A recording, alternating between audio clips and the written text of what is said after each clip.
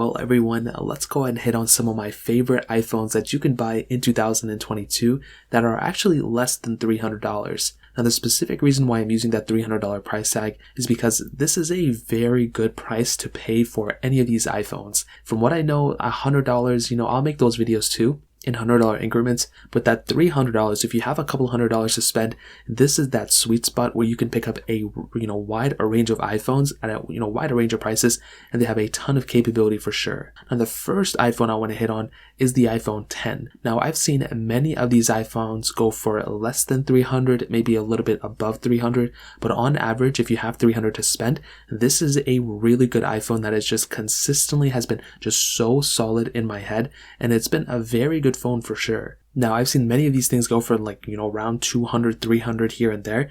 I've actually seen them go for around 200 more than 300, but just being on the safe side. This is a beautiful iPhone. It has so much capability. It has tons of quality. The performance is still very good, and it's still going to be getting software support for a couple of more years now. So in my experience, from anything I've ever done with this iPhone, I've had a really good time with it. I think performance is still good. I love that gesture-based design. And when you look at the iPhone 10, and if you look at something like the iPhone 13, yes, there's pros and cons. The iPhone 13s look a little bit better, but this is still a really good looking phone, and I have not been complaining about it too much. I think this is the best one when it comes down to the mixture of price and the quality. But another iPhone that's almost in this same price range is the iPhone XR. And I would honestly almost recommend you to buy an iPhone XR over an iPhone 10. Now I will tell you the iPhone XR may be a little bit more expensive, maybe like $250 to $300 versus like the iPhone X's $230 to $300, but it's still such a good phone and it may be worth that extra money. Now, the XR was just a brand new iPhone being sold by Apple for $499 just a couple of months ago. So it's not really even that old, which is another big advantage for this type of device. When you're getting something like an iPhone XR, you are not getting a very old phone. You're not getting an ugly phone. The only disadvantage of this device may be the IPS panel, which I'm totally okay with, but also maybe the single camera setup. But those things, I don't think most people will complain about it. I think a majority of people will be totally okay with it. And the performance of this phone is still great. The build quality of this phone is still great.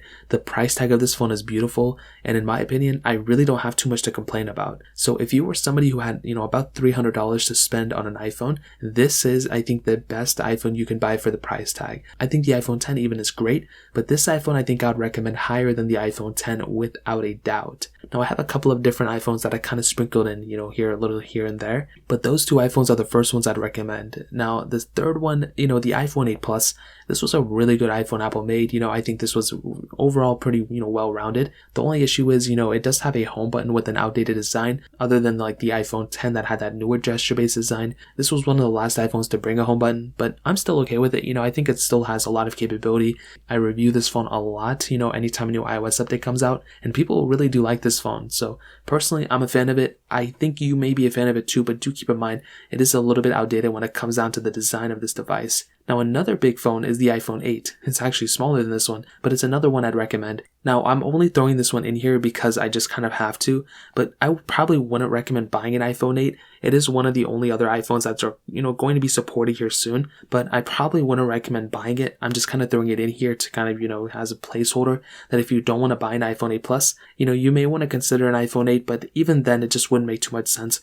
I would recommend just going to the iPhone 10 because the battery life of the iPhone 8 isn't that great, and I would honestly almost recommend buying an iPhone 7 Plus, even more so than the iPhone 8, and that mostly has to do with something, with the battery life. The iPhone 7 Plus is giving you better battery life, and for the price tag of that phone, you can pick it up for like $100 and something barely even, and that is a really, really good price to pay for something like that. I mean, that phone has a ton of capability, it's still supported, and as I mentioned before, that phone is pretty much not going anywhere anytime soon, probably for the next year or two. So those are just a couple of phones I'd recommend in 2022 that are less than $300. If you guys have any other questions or anything like that, let me know in the comment section below. Hit the like button, that would mean so much, but definitely hit that subscribe button. More importantly than everything else, I love every single one of you guys. Hopefully I'll catch you guys in the next video. Peace out till then.